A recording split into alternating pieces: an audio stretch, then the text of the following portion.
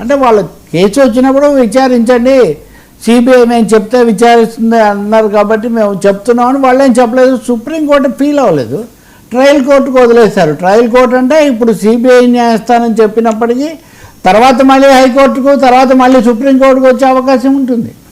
So ఇప్పుడు అంటే ఇది దీనికి అసలు తలాతోగా ఏది ఎక్కడికి పోతుంది అనేది రాజకీయ వివాదము, రాజకీయ మీడియాకు సెన్సేషన్ తప్ప నిజంగా న్యాయపరంగా ఇది ఎటు నడుస్తుంది కూడా అర్థం కాని పరిస్థితి. సో గతంలో సిబిఐ కోర్టు సునీత పిటిషన్ విచారించి అందరికీ ఇది ఇచ్చింది, నోటీసులు, మీ అభిప్రాయాలు చెప్పండి అని. మళ్ళీ సేమ్ టు సేమ్ సిబిఐ మళ్ళీ కింది న్యాయస్థానంలో కూడా మీరు విచారించమంటే విచారిస్తామని చెప్పింది. మీరు విచారిస్తామంటే మీరు చెప్తే విచారిస్తామని.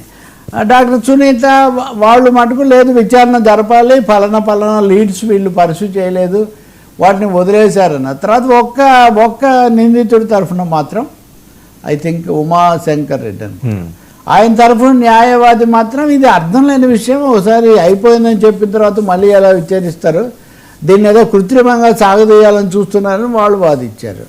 కానీ ఇంకో కీలకమైన అంశం ఏంటంటే అవినాష్ రెడ్డి లాంటి వాళ్ళు వేయలా.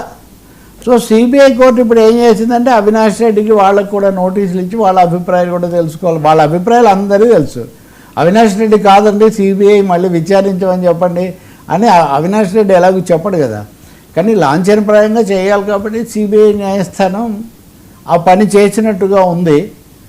కానీ ఈ తీరుతన్నులు అన్నీ చూస్తుంటే మటుకు అంటే సిబిఐ ఇక్కడ ఒక స్పష్టమైన వైఖరి తీసుకోవడం లేదు కాబట్టి కోర్టు కూడా ఏమీ చెప్తుందో అది అయితే సస్పెన్స్ అయిపోయింది.